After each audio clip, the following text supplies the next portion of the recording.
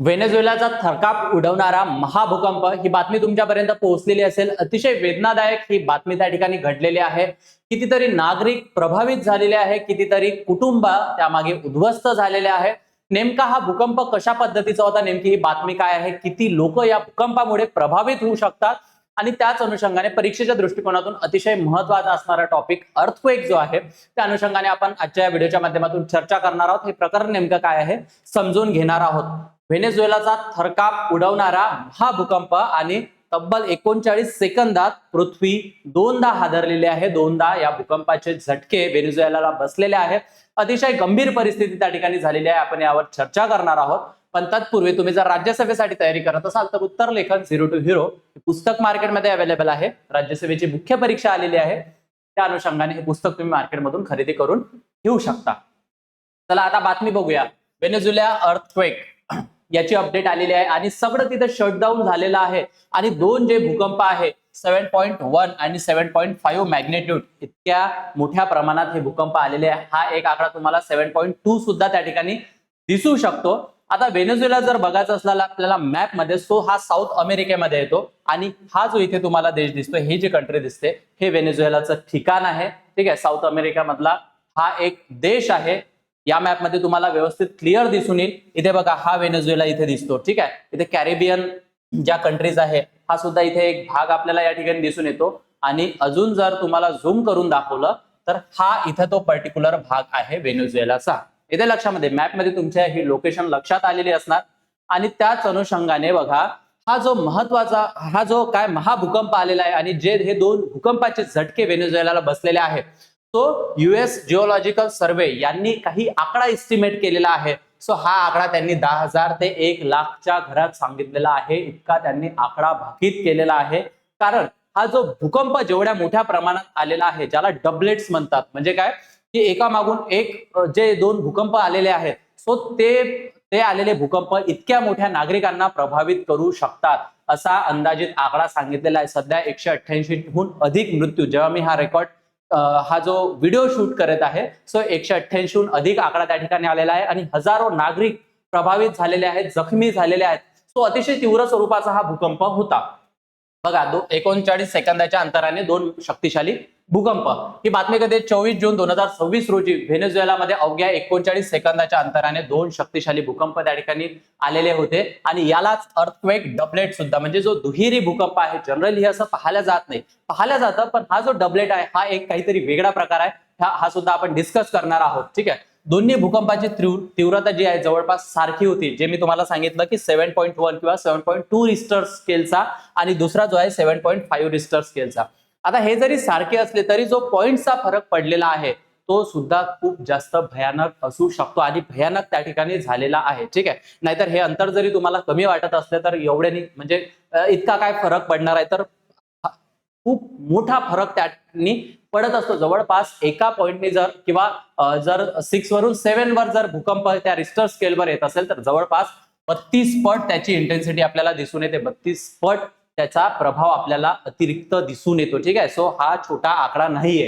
ठीक आहे, त्यानंतर काय सामान्यतः पहिल्या भूकंपानंतर छोट्या आफ्टर शॉक्स येतात, म्हणजे एखादा भूकंप आला मग त्याच्यानंतर छोटे छोटे शॉक्स त्या ठिकाणी आपल्याला बसलेले दिसतात। परंतु हा वेगळा या कारणाने होता की पहिला भूकंप हा कमी रिस्टर स्केलचा होता, कंपॅरेटिव्हली तो कमी नाही आहे, पण दुसरा भूकंप त्याहूनही अधिक मोठ्या प्रमाणात आलेला पाहायला मिळतो। म्हणजे बघा 7.1 वरून किंवा 7.2 वरून तो 7.5 वर गेलेला दिसून येत आहे। ठीक आहे, आणि प्रभावित क्षेत्र जे झालेलं आहे उत्तर व्हेनेझुएला, जे मी तुम्हाला मॅप मध्ये दाखवलं सो उत्तरेचा जो भाग आहे आणि सोबतच व्हेनेझुएलाची जी राजधानी आहे काराकास, सो या परिसरामध्ये हा भूकंप आलेला आहे आणि हे प्रभावित क्षेत्र म्हणून आपल्याला त्या ठिकाणी पाहायला मिळतं। आता सर्वात महत्वाचं काय तर आपण बघून घेऊया की भूकंप म्हणजे नेमकं काय आहे, त्याची मूलभूत माहिती परीक्षेच्या दृष्टिकोनातून सुद्धा अतिशय जास्त महत्वाची असल्यामुळे हे आपल्याला डिस्कस करणं गरजेचं आहे। पृथ्वीच्या अंतर्भागात साठलेली ऊर्जा अचानक मुक्त झाल्यामुळे पृथ्वीच्या पृष्ठभागावर जो निर्माण होणारे हे कंपन आहेत सो या कंपनांनाच आपण काय म्हणत असतो, भूकंप म्हणत असतो। एक तुम्हाला जर मुख्य परीक्षेसाठी त्याची काय डेफिनेशन्स लिहायची असली सो या पद्धतीची तुम्ही ही लिहू शकता। बघा आता याच्यातल्या दोन महत्वाच्या गोष्टी आहेत, एक आहे एपिसेंटर आणि एक आहे फोकस किंवा हायपोसेंटर। ठीक आहे, जिथून याची निर्मिती होते त्याला आपण केंद्रबिंदू म्हणत असतो आणि जिथे तो पृथ्वीवर पहिल्यांदा येऊन पोहोचतो हे जे ठिकाण आहे त्याला आपण अधिकेंद्र किंवा इपी सेंटर त्या ठिकाणी म्हणतो. ठीक आहे. पृथ्वीच्या आत ज्या ठिकाणी भूकंपाची सुरुवात होते तो म्हणजे केंद्रबिंदू आणि केंद्रबिंदूच्या सरळ वर, ठीक आहे, म्हणजे या ठिकाणी बघा ही सरळ रेषा दाखवलेली आहे. असे प्रश्न आलेले आहेत बरं, सो हे लक्षात ठेवायला हवे. सो सरळ रेषेवर पृथ्वीच्या पृष्ठभागावरील जो तो बिंदू आहे इथे भूकंपाचा प्रभाव जो सर्वाधिक जाणवतो ते म्हणजे इपी सेंटर. ठीक आहे. आता भूकंप जेव्हा येतात सो त्याचे काही जे भूकंप येतात कशामुळे, जे काही टेक्टॉनिक प्लेट्स असतात, ठीक आहे, सो त्या ज्या प्लेट्स आहेत त्यांची हालचाल झाल्यामुळे हे भूकंप येण्याचे जे भूकंप जो येतं त्याला हे प्रामुख्याने कारण म्हणजे टेक्टॉनिक प्लेट्स. सो त्यामध्ये आपल्याला 3 टाइप्स बघता येतात. पहिली काय आहे, कन्व्हर्जन बाउंड्री, म्हणजे ज्या दोन जर प्लेट्स असतील सो दोन प्लेट्स एकमेकांकडे सरकतात आणि अतिशय शक्तिशाली भूकंप त्यामधून निर्माण होतो, एकाला एक येऊन धडकतात. जसा हिमालय जो तयार झालेला आहे सो इंडियन आणि युरेशियन प्लेट जी त्या ठिकाणी आहे सो त्यांची धडक झालेली आहे किंवा कन्व्हर्जंट बाउंड्रीमुळे तो भूकंप आलेला दिसतो आणि अशा पद्धतीनं मग हिमालय सुद्धा तयार झालेला आहे. दुसरं काय की डायव्हर्जंट बाउंड्री, म्हणजे प्लेट्स एकमेकांपासून दूर जातात, ठीक आहे, दूर सरकतात आणि इथे आपल्याला गॅप दिसून येतात.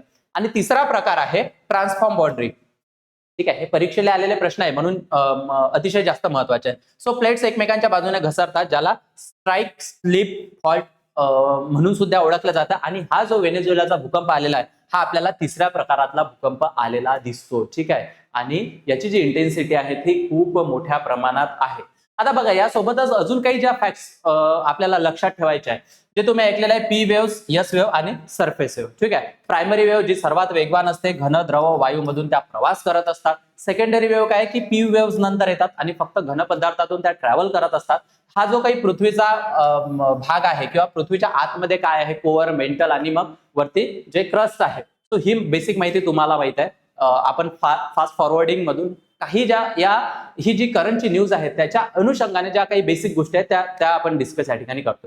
ठीक आहे, आणि सरफेस वेव्ह जे आहे पृथ्वीच्या पृष्ठभागावरून ज्या प्रवास करतात, ठीक आहे, हे या पद्धतीची तुम्हाला इथे दिसून येते. आणि या ज्या आहे या सरफेस वेव्ह सर्वाधिक नुकसान करणाऱ्या वेव्हज आपल्याला त्या ठिकाणी दिसून येतात. हे एक बेसिक माहिती भूकंपाबद्दल आपण बघितलेली आहे. आता बघा भूकंपाचे भूवैज्ञानिक कारण जे आहे, जसं इथे हे कॅरिबियन प्लेट त्या ठिकाणी दिसून येते आणि ही जी व्हेनेझुएला नावाचा जो कंट्री आहे किंवा जो देश आहे तो साऊथ अमेरिकन प्लेटवर आपल्याला उभा राहिलेला दिसतो. आणि याच दोन प्लेट्सच्या सरकण्यामुळे हा इतक्या मोठ्या प्रमाणात भूकंप किंवा अर्थक्वेक डबलेट आलेला आपल्याला त्या ठिकाणी दिसून येतो. ठीक आहे, सो या दोन महत्वाच्या प्लेटा आहेत. या दोन प्लेट्स एकमेकांच्या बाजूने सरकतात, त्यामुळे जी ताण त्या ठिकाणी तयार होतो आणि ताण तयार झाल्यामुळे त्यातली जी एनर्जी आहे ती बाहेर फेकल्या जाते आणि त्यामुळेच मग हा भूकंप निर्माण झालेला आपल्याला दिसून येतो. जसं मी तुम्हाला सांगितलं स्ट्राईक स्लिप फॉल्ट या कारणामुळे, म्हणजे हा जो भूकंप आलेला आहे त्याचं प्रामुख्याने कारण किंवा तो जो टाईप आहे हा आपल्याला स्ट्राईक स्लिप फॉल्ट मध्ये कन्सिडर करता येईल. ठीक आहे,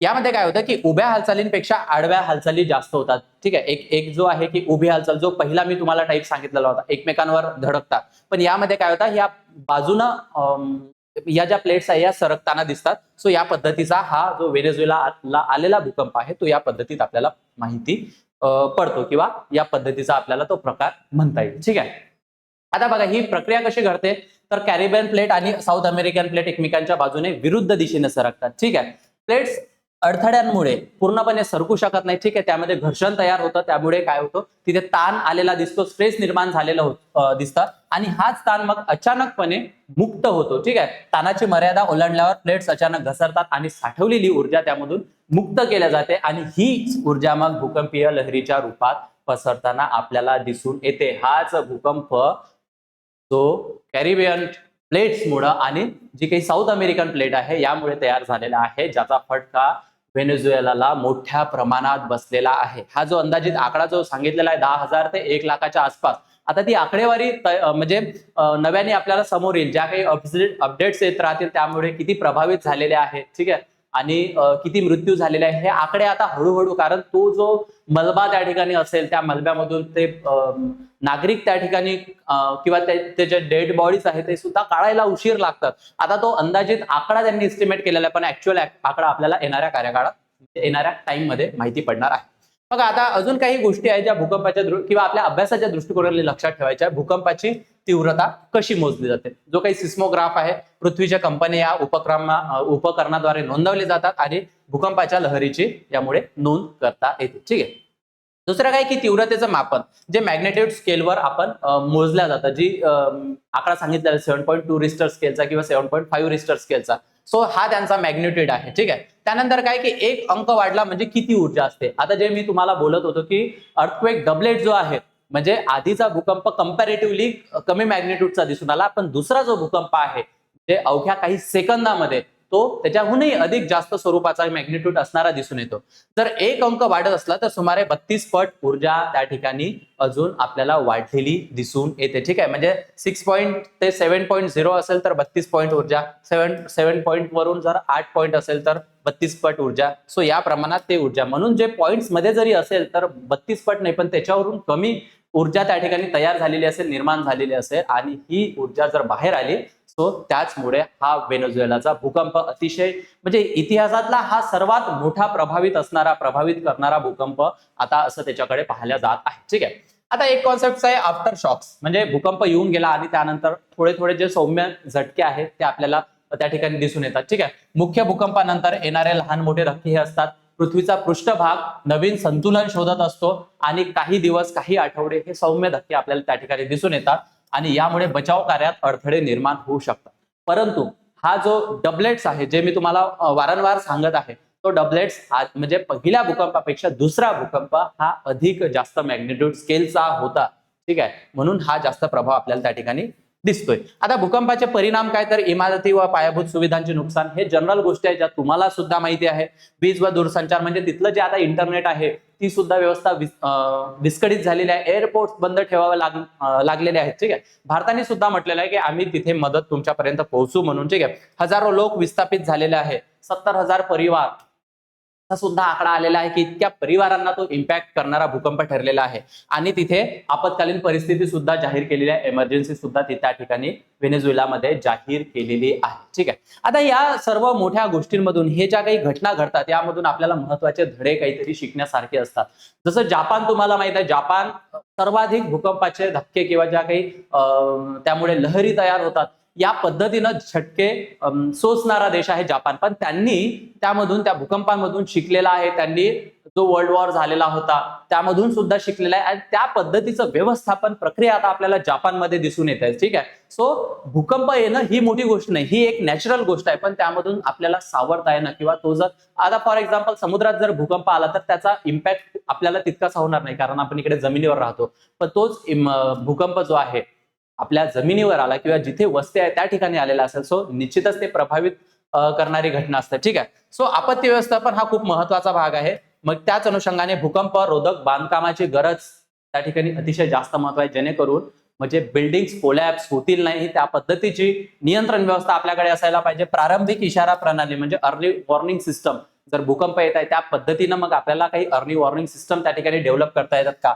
आपत्ती पूर्वतयारी, एखादी आपत्ती येत असेल तर त्याचीच पूर्वतयारी आपण करणे खूप गरजेचं आहे, जेणेकरून धक्का जरी त्या पद्धतीचा आला तर त्याच्यातून सावरणे आपल्याला म्हणजे सुलभ म्हणजे काय सुलभतेने त्यामधून आपल्याला बाहेर पडता येईल.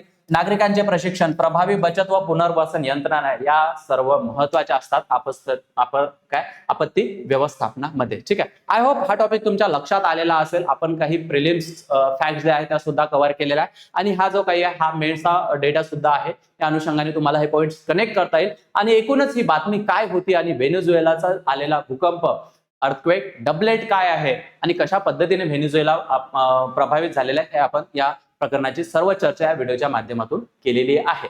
तुमच्यासाठी एक प्रश्न ठेवलेला आहे. हा प्रश्न एकदा वाचून घ्यायचं उत्तर मला कॉमेंट सेक्शन मध्ये द्यायला विसरू नका. आणि समर्पण नावाची बॅच आम्ही लॉन्च केलेली आहे. लाईव्ह प्लस रेकॉर्डेड स्वरूपाची ही बॅच आहे. एकदम माफक दरात 29,999 रुपये इतक्या माफक दरात तुमच्यासाठी अवेलेबल आहे. तर तुम्ही परचेस करून घेऊ शकता. या बॅचची वैशिष्ट्य काय, prelims plus mains lifetime validity, basic to advance, NCERT coverage, आणखी answer writing practice, PYQ analysis, study notes, test series plus 1-to-1 mentorship सुद्धा.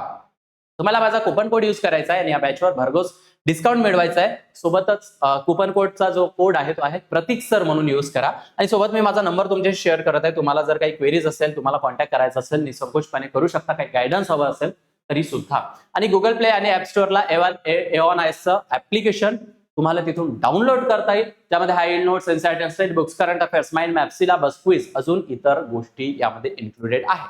हा QR कोड स्कॅन करा आणि एओनायसच्या टेलिग्राम चॅनलला जॉईन करा. सोबतच मी ऑफिशियल नंबर आणि वेबसाईट देत आहे, निश्चितच तुम्ही तिथे व्हिजिट करू शकता. आय होप हा टॉपिक तुम्हाला आवडला असेल. तुम्हाला कसा वाटला मला कॉमेंट सेक्शन मध्ये सांगा. सध्या इथेच थांबूया, पुन्हा भेटूया एका नवीन टॉपिक सोबत लवकरच. थँक्यू.